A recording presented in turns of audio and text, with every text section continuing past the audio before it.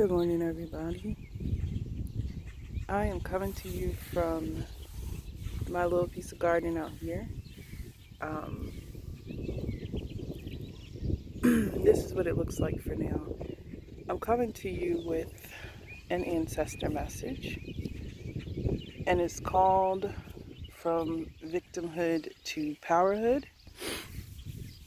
And this is back here in my mom's yard. I got a little bit of everything out here. That whole pallet is going to be tomatoes. Once they sprout up, I've got potatoes, sunflowers, randomly, kale, beets, radishes, sweet potatoes. I got buttercrisp lettuce, broccoli. That's citronella in the can, just to try to keep bugs away a little bit. I got bell peppers and sweet, like red and green bell peppers. Um, I just transported some of this cabbage, which is why it's going through transfer shock right now.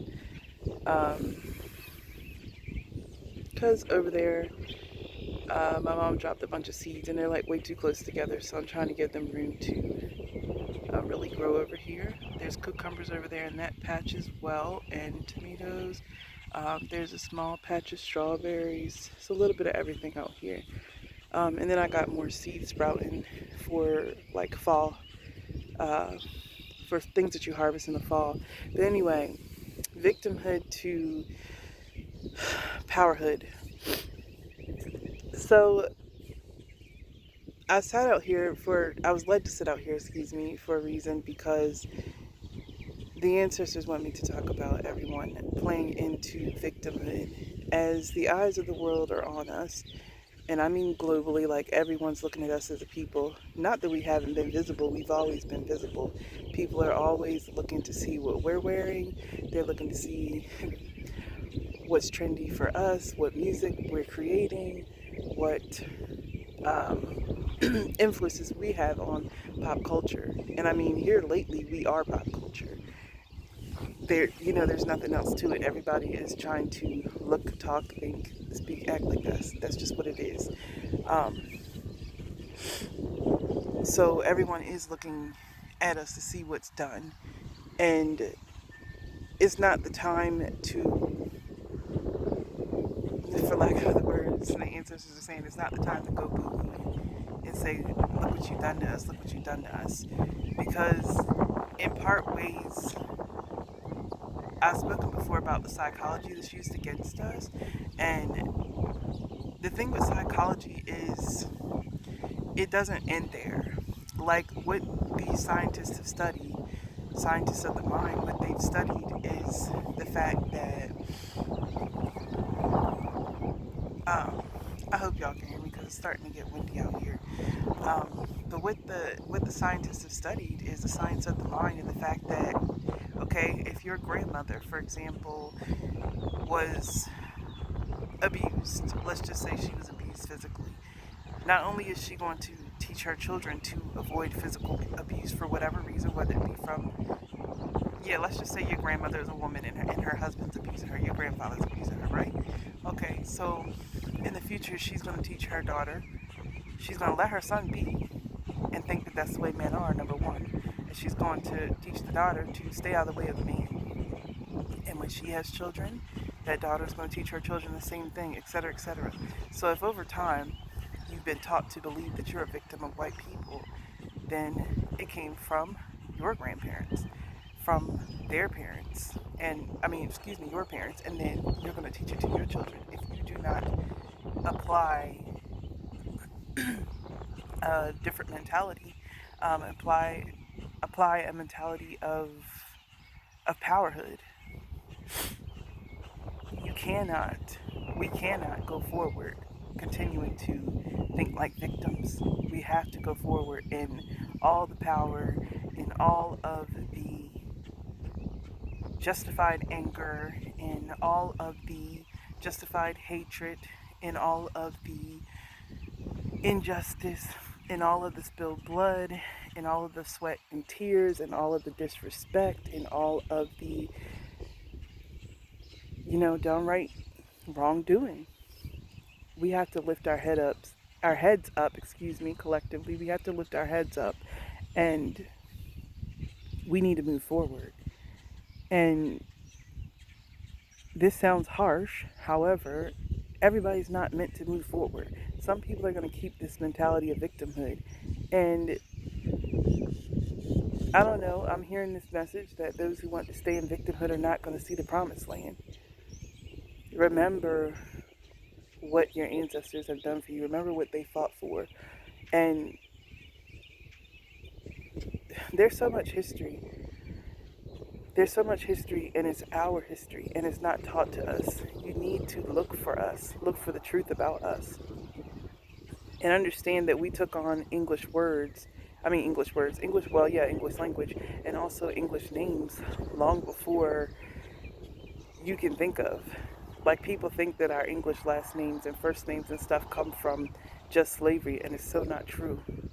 Reality is we have mixed ancestry,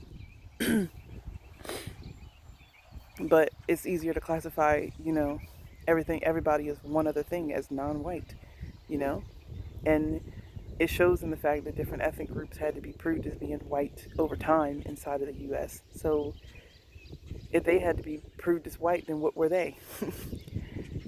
At some point in time. But my point is, we can't keep on saying, you keep killing us. We can't keep on saying, you're starving us. We're not being treated right in healthcare facilities. We're not being treated right when we go to stores and shops. We can't keep saying that our food is horrible. We can't keep saying that we're not given job opportunities. We have power and we're not using it. Shifting from victimhood to powerhood is to say this right here. I cannot complain about non-organic GMO bullshit in the grocery store when I can grow my own. And I didn't do this alone. My mom bought some of this. My sister put in some money into this as well. But let me tell y'all, seeds are cheap. Like buying the soil and getting it right and everything, that costs a little bit of money. But not overly expensive. It's not much more expensive than what I'm going to spend in the grocery store, honestly. And not only that, but seeds like $1, $2 a packet or something like that. And just taking the time to let things sprout and to let things grow. And I can see exactly what I'm putting in my food. I'm using the organic compost to feed the soil, and I'm going to be eating something that is nourished by the sun and nourished by rainwater. And this hose water too when it don't rain on time. But that's me living in powerhood. When we create our own businesses, and not just create our own businesses, but when we create our when we create our own businesses, you are saying, I'm not waiting on anyone to give me a job. I'm not waiting on anyone to make me a CEO or to give me a promotion and all this other kind of stuff. I'm not going to a workplace where the way I naturally come out of my mother's womb is unacceptable. I need to relax this, or I need to wear a wig, or hide my culture and my speech and my language. The blanketness of what it means to be American is essentially white, and that affects all people. It's not just us. You see people come into this country and they change their name. People bleach their skin. People, shorten their names or allow themselves to be called things that isn't their damn name all the time. You see people denying their ancestry or hiding their ancestry, especially if they can pass for white, but the ancestors are like, it's still a victimhood mentality, and leave those people be if that's what they want to do. But as for us, we're not victims. You have to remember that when people say, oh, you're a part of American culture, you are American culture. You built this shit. So remake the rules.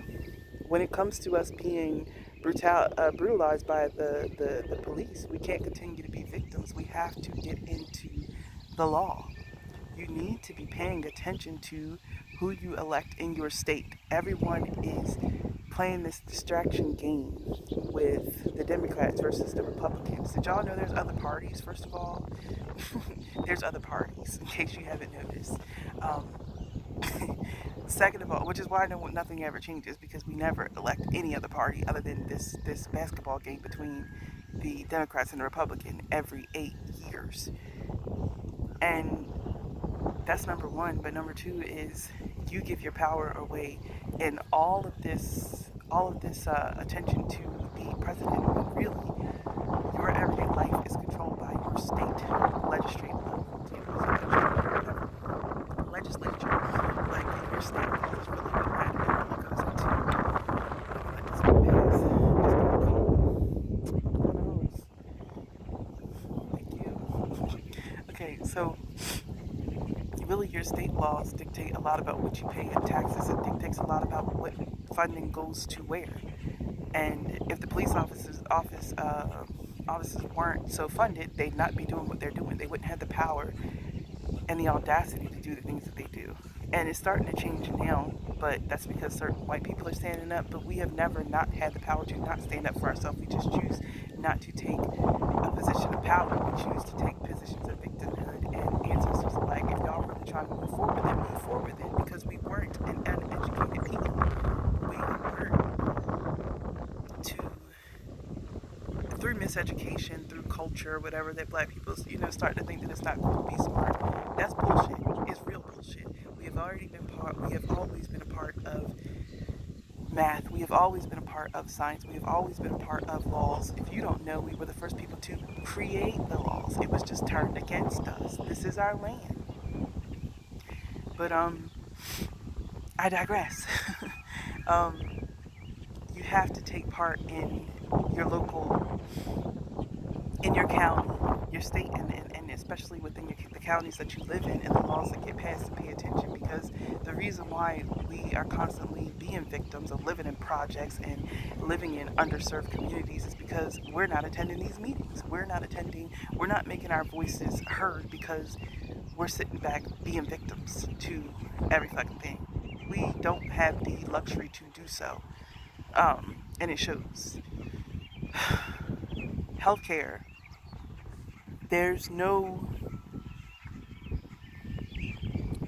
reason why we can't start having community advocates, and